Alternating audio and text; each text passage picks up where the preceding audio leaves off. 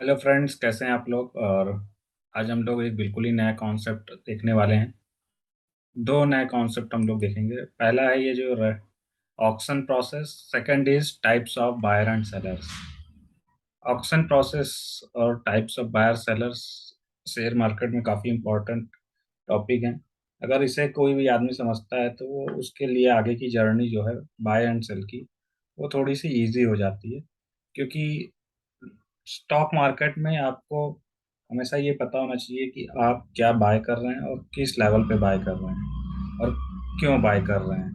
Similarly ये जो buyer and seller है, इसको भी अगर आप पता रखते हैं, तो आपको ये पता है कि आप क्या अंडर वैल्यूड ले रहे हैं और क्या हायर वैल्यूड ले रहे हैं। तो चलिए शुरू करते हैं। सबसे पहले ऑक्शन प्रोसेस की बात करते हैं। हम्म, अगर आप लोग देख रहे होंगे कि ये जो ये पिक्चर है, जिसमें कि एक सचिन तेंदुलकर का साइन बना हुआ है, और इसका जो प्राइस है इस बैट का, ये 2999 लिखा हुआ है।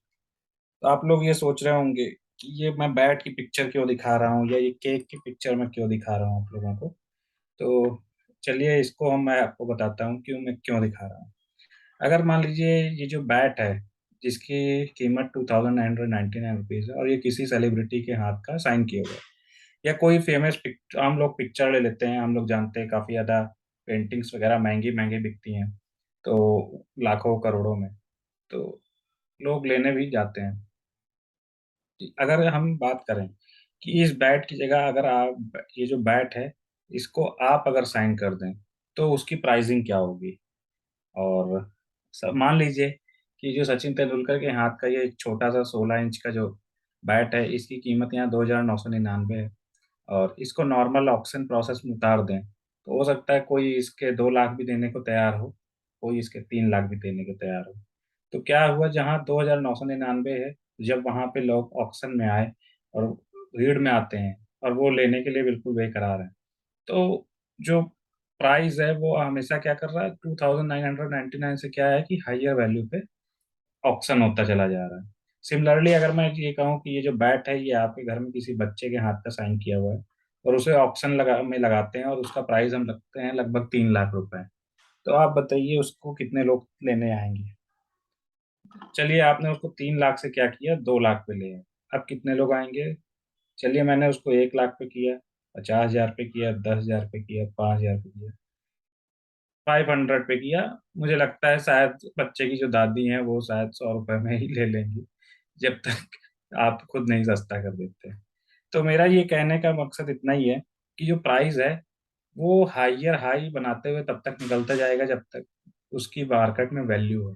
और वो मार्केट में वैल्यू कौन बनाता है, क्राउड, जो उसके खरीदार हैं। वैसे ही जैसे बच्चे का जो प्राइस है सिग्नेचर किया हुआ बैट, वो जब तक लोअर लोअर बनाता जाएगा जब तक कि उसका कोई बायर या सेलर नहीं मिल जाता। और इसी चीज को आगे और अच्छे से समझते हैं। अब आप देख रहे होंगे कि ये मैंने कुछ लाइनें यहाँ पे लिख रखी हैं कि ऑफ सीजन वेजिटेबल। अगर हम ऑफ सीजन वेजिटेबल को क्यों मैं बात कर रहा हूँ, आप देख रहे हैं सर्दियाँ आ रही हैं, सर्दियों की जो सब्जियां हैं वो जैसे ही आने लगती हैं, उनके जो इनिशियल रेट्स होते हैं काफ़ी महंगे होते हैं। आप देखेंगे अगर कोई हरी मटर ले रहा है, तो आजकल हरी मटर शायद मुझे 70-80 रुपए किलो मिले। लेकिन जैसे जैसे होगा क्या, सीजन और बढ़ता जाएगा, ये सब्जियां सस्ती होती जाएंगी।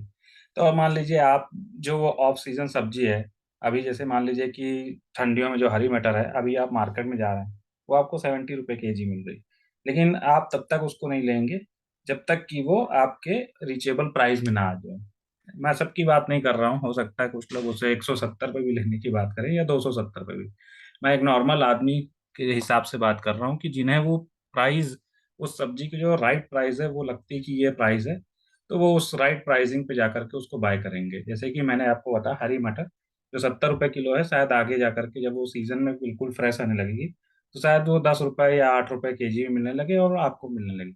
तो आपने देखा जैसे 70 रुपए की चीज 8 रुपए तक आ गई, तो आपने तब तक नहीं लिया जब तक कि वो 8 रुपए किलो या 10 रुपए किलो तक नहीं आ गई, केजी तक नहीं आ जाती। तो अगर हम इसी चीज को हम इस तरह से भी देख सकते हैं कि जब आप किसी भी तरह की आजकल ऑनलाइन सेल्स चलती हैं, तो उसमें फूड, क्लोथिंग, काफ़ी ज़्यादा क्लोथ्स की सेल होती है, और मोबाइल से काफ़ी सेल आती है। तो आप क्या करते हैं, उसमें एक डिस्काउंट प्राइस ढूंढते हैं कि जो मोबाइल है 1 लाख का मिल रहा है, जब वो सेल लगती है तो आप उसको 24,000 में भी लेने को रेडी हो जाते हैं। तो यहाँ पे इस चीज़ को मेरा समझाने का मकसद इतना ही है कि आपको ये पता है कि जो 1 लाख का मोबाइल है मुझे सेल में डिस्काउंट प्राइस पे 24,000 का मिल जाएगा, और जो ऑफ सीजन वेजिटेबल है, जैसे ही उसका सीजन आता है तो आपको एक राइट प्राइसिंग में मिल जाता है। इसी चीज़ को समझाते हुए मेरे को ये कहना है, जब आप मार्केट में जाते हैं, स्टॉक मार्केट में जाते हैं, तो आपको ये नहीं पता कि वो किस प्राइस पे आपके लिए हायर वैल्यू पे है, कि बिना डिस्काउंट मिल रहा है, और किस प्राइस पे वो आपको डिस्काउंट के लिए मिल रहा है। और जैसे ही आप मान लीजिए कोई भी नया ट्रेडर है जो मार्केट में उतरता है, तो वो मार्केट में इतनी ज़्यादा हड़बड़ी में रहता है कि जो, जैसा कि मैंने कहा कि जो ऑफ सीजन वेजिटेबल 70 रुपये केजी है, तो वो उसको जाकर के ऑफ सीजन के हिसाब से ही अनडिस्काउंटेड प्राइस पे ही उस स्टॉक को ले लेता है। अब हमने ये जो कॉन्सेप्ट है वैल्यू का, इसको तो बहुत अच्छी तरह से समझ लिया, लेकिन इसको मार्केट में, शेयर मार्केट की दुनिया में इसको यूज़ करने के लिए आपको एक अच्छा एक्सपीरियंस चाहिए, जो कि आप बहुत अच्छी प्रैक्टिस करेंगे तो आप काफ़ी अच्छे से समझ जाएंगे। अब चलिए बात करते हैं, जो आप लोगों ने ये केक की पिक्चर देख रखी है, आप लोग भी सोच रहे होंगे ये केक की पिक्चर मैंने क्यों लगा रखी है।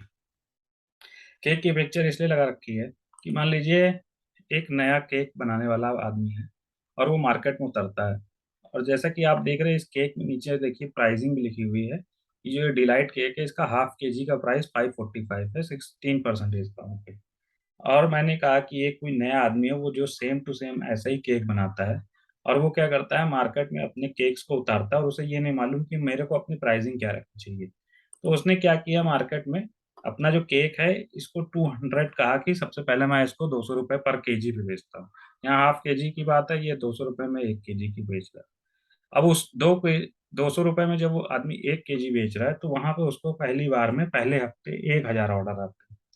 तो उसे लगता है कि काफ़ी ऑर्डर्स आ रहे हैं। नेक्स्ट वीक क्या करता है, सोचता है कि लाओ मैं 100 रुपीज़ बढ़ा लेता हूँ प्राइसिंग, और मैं देखता हूँ कितने आते हैं। जैसे ही वो नेक्स्ट वीक बढ़ाता है, तो उसके ऑर्डर्स ऑलमोस्ट 1000 के करीब ही करीब रहते हैं, जो कि 950 के आसपास रहते हैं। उसके नेक्स्ट वीक उसको फिर से लगता है कि शायद मेरे अच्छे ऑर्डर मिल रहा है, मुझे इसकी प्राइसिंग और बढ़ानी चाहिए। उसने क्या किया, 450 कर दिया, और अभी ऑर्डर कितने हो गए, 500। तो उसे ये समझ में आया कि 450 करते ही प्राइसिंग क्या हो गई है, और जो ऑर्डर्स की नंबर हैं वो हाफ हो गए हैं। तो उसने क्या किया, चलो केक को क्या करते हैं थोड़ा सा रिवाइज कर देते हैं प्राइस को, तो वो केक 350 पे कर देता है, तो उसके जो 850 के जो ऑर्डर हैं वो कंटिन्यू हो जाते हैं, और वो कंटिन्यू रहते हैं। तो ये जो केक की प्राइसिंग का कॉन्सेप्ट है, ये बताने का आपको बस इतना ही मेरा कॉन्सेप्ट है कि कैसे मार्केट में प्राइसिंग जो है, किसी भी चीज की जो डिमांड है वो हायर हाई या कि या लोअर लो बनाते हुए चलती है। अब इसी चीज को थोड़ा सा और मैं अच्छे से समझा देता हूँ कि जब भी मार्केट किसी भी रेजिस्टेंस पॉइंट पे जाती है, तो इसीलिए वहां से सेल ऑफ आता है, और जब भी वो अपने सपोर्ट पे आती है तो वहां पे अच्छी बाइंग हो जाती है।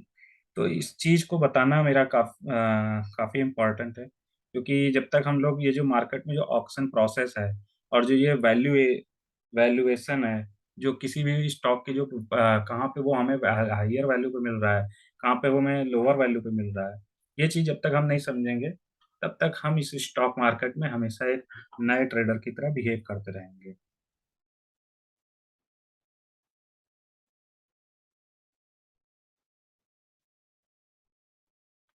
तो इसके अलावा चलिए हम लोग अब समझते हैं कि types of buyers and sellers क्या होते हैं। इसमें जो हमारा दो तरह के बायर्स होते हैं, बायर्स एंड सेलर्स चार तरीके के होते हैं। First is responsive buyer, second is responsive seller, third is initiative buyer, and short और फोर्थ इज इनिशिएटिव सेलर्स होगा। ये दैट इज रॉन्ग। यहाँ पे मैं आपको लिख देता हूँ इसको ठीक से, और just wait. Initiative sellers, initiative sellers,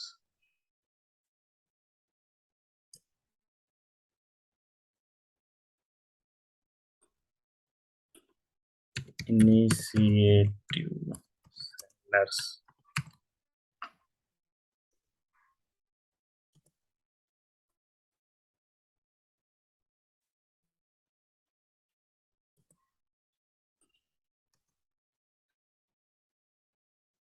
types of buyers और सेलर्स की बात करें तो हमारा जो ये इसमें मैंने आपको बताया कि responsive buyer and responsive seller. अब रिस्पॉन्सिव बायर की अगर हम लोग बात करें तो इसमें उस तरह के लोग आते हैं, जैसे कि मैंने आपको बताया कि ऑफ सीजन की जब हम लोग बात कर रहे थे, ऑफ सीजन वेजिटेबल, मान लीजिए जैसे कि मैंने बताया कि जो ऑफ सीजन में हरी मटर आ रही है वो 70 रुपीज़ पर केजी आ रही है। और आपको लगता है कि ये आने वाले जो सीज़न है, जैसे ही सीज़न में काफ़ी अच्छा सप्लाई बढ़ेगा सब्जियों का, वैसे-वैसे इसके रेट गिरते जाएँगे। लेकिन मान लीजिए होता क्या है कि सब्जियों का सीज़न तो आ रहा है, लेकिन कोई ऐसी प्रॉब्लम होती है कि जहाँ पे आप लाइक मान लीजिए कोविड जैसी प्रॉब्लम थी। कोविड में क्या है कि गवर्नमेंट ने सबको अपने-अपने घरों में बैन कर दिया कि सभी लोगों को अपने-अपने घरों में रहना है। अब उस समय क्या होगा कि जब सबको अपने घरों में रहना है तो लोग कम निकलेंगे, कम कम लोग इधर-उधर मूव करेंगे। मान लीजिए आज की डेट में जो हरी सब्जियाँ हैं या किसी भी तरह की सब्जियाँ हैं, पूरे कंट्री में एक पॉइंट से दूसरे पॉइंट पे काफ़ी ईज़िली मिल जाती हैं। लेकिन मान लीजिए किसी तरह का रिस्ट्रिक्शन हो गया और वो नहीं आ पा रही हैं, तो ऑटोमैटिकली उसके प्राइसेज़ बढ़ेंगे। अब आपको लगता है ऐसी कोई कंडीशन होने वाली है जहाँ पे उसके प्राइसेज़ बढ़ेंगे, तो आप क्या करेंगे, उसे 70 रुपीज़ पर केजी पे भी लेने को रेडी हो जाएँगे, कि मुझे अच्छी लगती है, चलिए मैं उसे ले लेता हूँ। तो ये तो सब्ज़ी की बात हो गई कि सब्ज़ी ले रहे हैं। मान लीजिए वो एक नेसेसिटी की चीज़ है, आपको आटे लेना है या दाल लेनी है या कोई भी चीज़ लेनी है। अब वो आटा-दाल अगर मान लीजिए कि बैन हो जाता है कि आटा-दाल भी शॉर्टफॉल हो रहा है, तो आप क्या करेंगे, वो अगर 32 रुपीज़ पर केजी मिल रहा है, तो आप उसे 50 रुपए पर केजी पे भी लेने को रेडी हो जाएँगे। तो इस कॉन्सेप्ट को इस तरीके से ही बताया गया है कि रिस्पॉन्सिव बायर वो होते हैं, सबसे पहले तो रिस्पॉन्सिव बायर वो होंगे जो कि प्राइसिंग का पहला तो इंतज़ार करते हैं कि मान लीजिए जो जो ऑफ सीज़न की वेजिटेबल मैंने बताई कि ये ₹70 से जब तक ये ₹10 पे नहीं आएगी तब तक वो जो रिस्पॉन्सिव बायर है, वो उसे बाय नहीं कर रहा है। जब वो उसे ₹10 पे जाकर के बाय कर रहा है, तो इज़ अ रिस्पॉन्सिव बायर। और वो इनिशिएटिव बायर कौन होते हैं? इनिशिएटिव बायर्स वो होते हैं कि जैसे कि मैंने बताया कोई रिस्ट्रिक्शन लग गया या उस चीज़ की कोई शॉर्टफॉल होने वाली है और वो प्राइस क्या करेगा, ₹70 का पर केजी पे जो हम हरी मटर ले रहे थे या ₹32 पर केजी पे हम कोई आटा लेने को तैयार है और मान लीजिए कोविड जैसी कंडीशन है, वहाँ पे क्या है कि उस चीज़ की शॉर्टफॉल होने वाली है।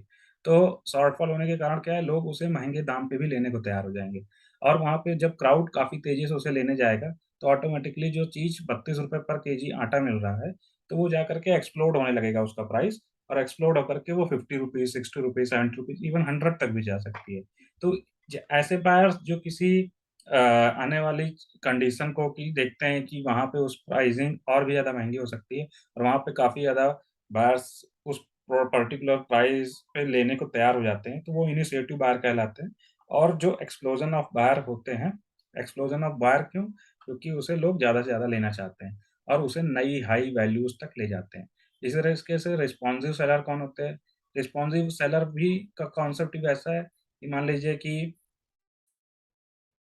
लीजिए कि ऐसे कोई भी कंडीशन है जहाँ पे जो जैसे कि आपको मैंने एक एग्ज़ाम्पल बताया था कि आपने अपने बच्चे के साइन किया हुआ बैट ऑक्शन में उतारा, तो उसकी कीमत आपने अगर 3 लाख रुपए रखी तो उसे कोई भी नहीं लेने आएगा। इवन आप उसे ₹300 में बेचना चाहेंगे तो भी कोई नहीं लेगा। तो यही जो रिस्पॉन्सिव सेलर्स हैं, ये तब जाकर के उस बैट को ले लेंगे जब वो मार्केट में एक फेयर वैल्यू पे होगा। मान लीजिए वो बैट की कीमत मार्केट में ₹300 है और आपने 3 लाख रुपीज़ रखी है, तो वो उसे सेल करते जाएँगे जब तक कि वो अपनी एक मीन पोज़ीशन पे नहीं आ जाता। मीन पोज़ीशन का मतलब उसकी जो राइट प्राइसिंग है जब तक वहाँ नहीं आ जाता। इसी तरीके से इनिशिएटिव सेलर्स भी होते हैं। इनिशिएटिव सेलर्स के पास भी अपनी एक इन्फॉर्मेशन होती है। जैसा कि आप लोगों ने कोविड में देखा है, कोविड में जो क्रूड ऑयल थे, वो काफ़ी तेज़ी से शॉर्ट होने लगे थे।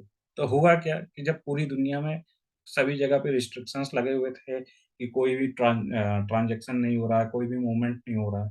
तो ऑटोमैटिकली उस प्राइस की जब डिमांड ही नहीं है, तो ऑटोमैटिक जो क्रूड के जो प्राइसेज़ हैं, वो टूटने लगे और जलते से सेल ऑफ होते चले गए।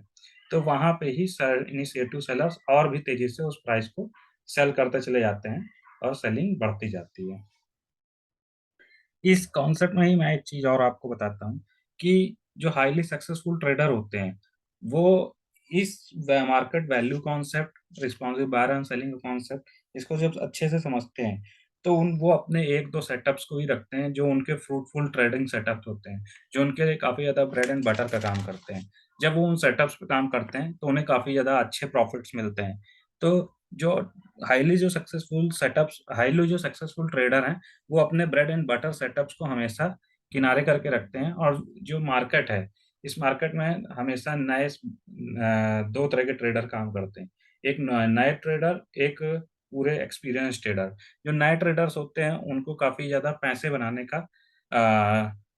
बनाने का जो उनके अंदर लालच होता है, वो किसी भी तरह का जो एक मार्केट का बिहेवियर है, वो उसे नहीं समझते, किसी भी तरीके का एक जो मार्केट का एक सेंटीमेंट है, उसे नहीं समझते, या किसी भी तरह का मार्केट का जो एक इंट्राडे मार्केट में जैसे कि उसका एक ट्रेडिंग सेटअप होता है, उसे नहीं समझते हैं। तो यही चीज़ जो है नए ट्रेडर और पुराने ट्रेडर को एक-दूसरे से डिफरेंशिएट करती है, क्योंकि जो नए ट्रेडर होते हैं, वो कुछ भी सेटअप्स वगैरह नहीं देखते, जबकि जो पुराने ट्रेडर्स हैं, एक्सपीरियंस ट्रेडर हैं, वो अपने जो fruitful bread and butter setups हैं, उनको हमेशा किनारे करके रखते हैं, और जब कभी भी मार्केट में उस तरह के ट्रेडिंग सेटअप्स का रिपिटिशन होता है, वो उसको प्ले ऑन करते हैं और वो अच्छे प्रॉफिट्स बनाते हैं। तो इसी कॉन्सेप्ट पे ही मैंने आप लोगों को अपना एक पहला चैप्टर जो मैंने बताया था, टाइप्स ऑफ मार्केट डेज़, वो मैंने आपको बताया था। तो आप इसके बाद उस जाकर के उस वीडियो को देखेंगे, तो वो जो चैप्टर है, वो इसी कॉन्सेप्ट को बताता है कि कैसे जो एक्सपीरियंस ट्रेडर हैं, वो अपने right type of trading setups को डिफरेंशिएट करके मार्केट में रखते हैं, और वो उसपे इंट्राडे या जो भी उनको पोजिशनल या बाइंग या सेलिंग की अपॉर्चुनिटी मिलती है, वो उसको बाय सेल करते हैं। तो थैंक यू दोस्तों, आज का जो वीडियो है वो बताने का प्रोसेस यही था, और इसको हम लोग थोड़ा-सा चार्ट में भी देख लेते हैं। चलिए, एक बार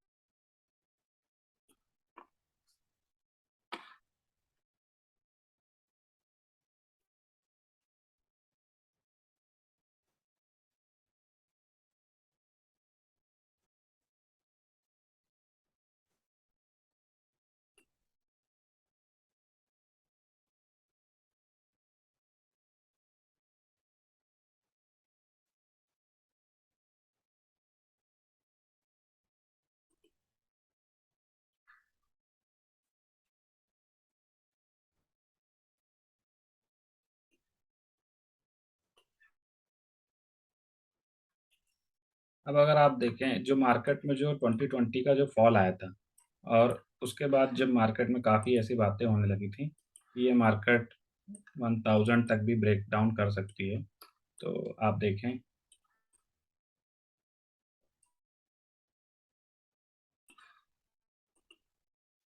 अगर आप देखें जब मार्केट लगभग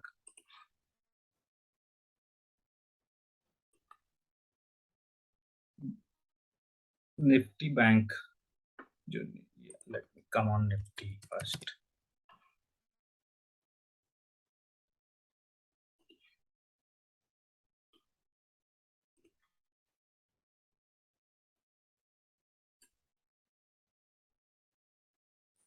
अब अगर आप देखें जो मार्केट फरवरी 20 में लगभग 12,500 से टूट करके 7,500 तक आ गया था।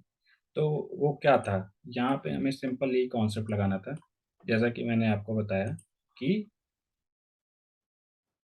अंडरस्टैंडिंग द वैल्यू, वैल्यू को समझना, कि जो हमारी जो निफ्टी है, जो हमारी इकोनॉमी को रिप्रेजेंट करती है, वो अगर आपको डिस्काउंटेड प्राइस पे, लाइक जैसे कि मैंने आपको पहला एग्जांपल क्या बताया था कि जो केक है, जो एक नया बेकर है, जो कि अपने केक की प्राइसिंग को अंडरस्टैंड करने के लिए क्या करता है, ₹200 पे उसको 1 केजी का ऑर्डर रखता है और उसे 1000 ऑर्डर मिलते हैं। ठीक वैसे ही क्या हुआ कि वहाँ पे पहले हफ्ते में 1000 ऑर्डर आते हैं। लेकिन जब वो अपने प्राइसिंग को बढ़ाता है, तो उसके ऑर्डर्स 50% डिक्रीज़ हो जाते हैं। वहीं पे जब वो उसको एक मीन प्राइसिंग पे रखता है, तो उसे एक मॉडरेट ऑर्डर जो उसके मिलने चाहिए, वो उसपे कंटिन्यू फेयर ट्रेड होने लगते हैं। तो वैसे ही जो ये निफ्टी का जो फॉल है, तो जब ब बायर्स जिन्हें की वैल्यू लगता है, मार्केट 7,500 पे काफ़ी डिस्काउंटेड है, चीप है, तो उन्होंने एंट्री ली और मार्केट को बाय करना शुरू किया। इसके अलावा जिन लोगों को लगता था कि मार्केट अपने अंडर वैल्यूएशन में है, और जब वो मार्केट ये 12,500 को नवंबर 2020 में अपसाइड ब्रेकआउट किया, तो यहाँ पे कौन से लोग एंटर करेंगे? यहाँ पे ठीक वही इनिशिएटिव बायर्स आ जाएँगे यहाँ पर। कौन से लोग आ जाएँगे? इनिशिएटिव बायर्स आ जाएँगे, और यहाँ पे कौन से लोग घुस यहाँ पे कौन से लोग इंटर करेंगे? यहाँ पे हमारे इनिशिएटिव सेलर्स आएंगे, क्योंकि उन्हें लगता है कि ये जो मार्केट है और भी डिस्काउंटेड प्राइस में जानी चाहिए। तो यहाँ पे मैं इनिशिएटिव सेलर्स लिख देता हूँ। Initiative sellers. और रिस्पॉन्सिव बार कहाँ से आ जाएंगे हमारे? रिस्पॉन्सिव बार हमारे यहाँ पे आ जाएंगे, इस पॉइंट पे। ये हमारा रिस्पॉन्सिव बाइंग जोन हो जाएगा। रिस्पॉन्सिव बायर्स, रिस्पॉन्सिव बायर्स, जब उन्हें लगा कि मार्केट अब अपने डिस्काउंटेड प्राइस पे है और हमें एंट्री ले लेनी चाहिए। तो इसी तरीके से हम अगर इंट्राडे में देख लें और इंट्राडे के कॉन्सेप्ट को समझे, तो वहाँ पे जब हमें ये मीन प्राइस दिखता है तभी हमें एंट्री करनी चाहिए।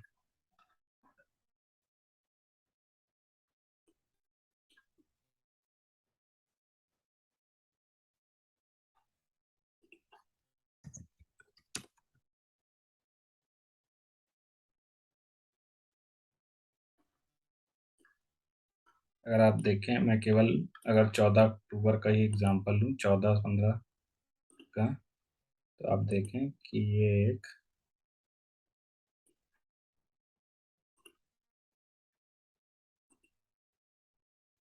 14 तारीख को क्या हुआ, मार्केट गैप अप ओपन हुई, एक ब्रेक डाउन हुआ, एक ब्रेक पुल बैक हुआ और अगेन पुल बैक लेकर के डे हाई से ही 14 अक्टूबर के फिर से ये एक लो तक आई। और दूसरे दिन ठीक 17 अक्टूबर को मार्केट ने जैसे ही इस पॉइंट को अपना एक मीन प्राइस पाया और जो इसमें रिस्पॉन्सिव बायर थे वो यहाँ से घुस जाएंगे और जो इनिशिएटिव बायर्स हैं वो यहाँ से घुस जाएंगे हमारे। और इनिशिएटिव बायर्स ने क्या किया, इस प्राइस को एक नए हाई वैल्यू पे लेकर के गए और जिन लोगों को लगा कि अभी इसका जो हायर वैल्यूएशन बाकी है वो उसे और भी हाई लेवल तक लेके गए। ठीक उसी तरीके से हमारे इनिशिएटिव सेलर्स और इनिशिएटिव बायर्स हमेशा मार्केट में अवेलेबल रहते हैं। हमें हमेशा क्या करना है, अपना जो एक फेयर वैल्यू का कॉन्सेप्ट है उसे अंडरस्टैंड करते हुए मार्केट में एंट्री लेनी है। तो चलिए दोस्तों, आज के लिए इतना ही। Thank you.